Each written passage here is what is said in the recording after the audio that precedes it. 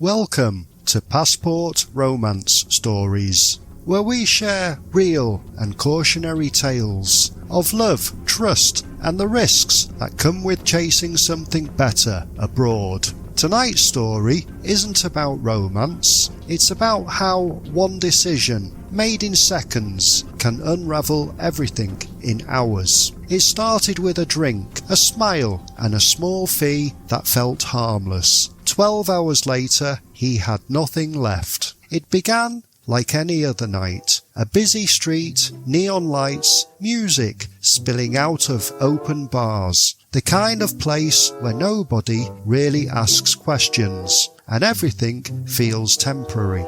Daniel Harris, 41, from Manchester, wasn't looking for trouble. He was on holiday, alone, and for the first time in years, relaxed. When she sat next to him, it didn't feel staged, it felt natural. She laughed at his jokes, told him he looked younger than his age, and when she mentioned a small bar fine so she could leave early and spend time with him, it didn't feel like a risk, it felt like a choice. The fee was small, about what he'd already spent on drinks. He hesitated, not because he couldn't afford it, but because something about it felt off. He even checked his phone, typed bar fine Thailand into Google. Mixed answers. Some said it was normal, others said avoid it. He looked back at her. She smiled. Up to you, she said. That's what convinced him. No pressure, no urgency,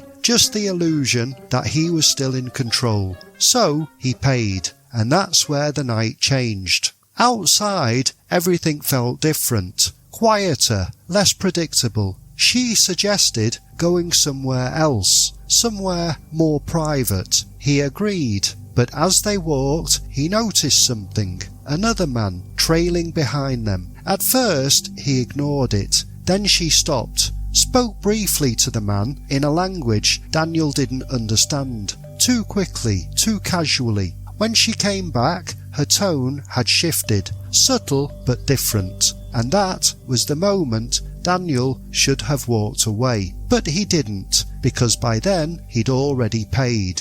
It started small, a request for money. A misunderstanding, she said. The bar wants more. He frowned. That's not what we agreed. She shrugged. Then we go back.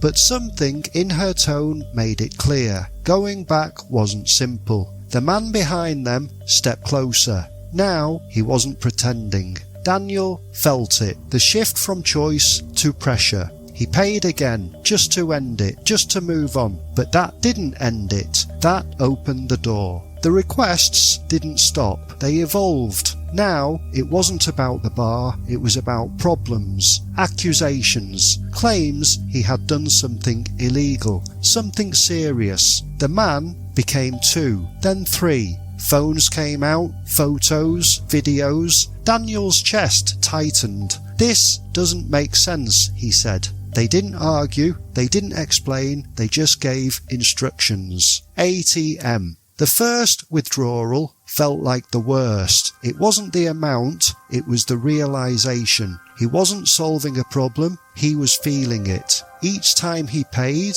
the number grew. Limits hit, they moved to another ATM, then another. Then his phone, bank apps, transfers. He tried to stall, said his card wasn't working, said he needed more time. That's when the threats changed. No longer vague, now specific. Police, jail, violence. And the worst part, someone arrived who looked official, not quite police, but close enough. Uniform, authority, calm voice. That's when Daniel understood. This wasn't random, this was organised. 12 hours. That's how long it took from hesitation to turn into compliance, for resistance to turn into survival. By the end, he wasn't negotiating, he was obeying, transferring what was left, watching numbers drop to 0, hoping it would finally be enough. And then,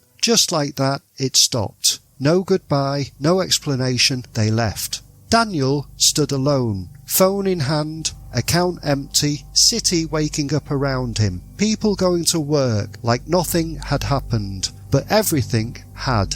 It didn't feel real, not at first, because it hadn't happened all at once. It happened step by step. Each decision, small enough to justify, each payment close enough to the last, to feel like the final one. That's how it works. Not force, not chaos, but controlled pressure. Looking back, what would you have done differently?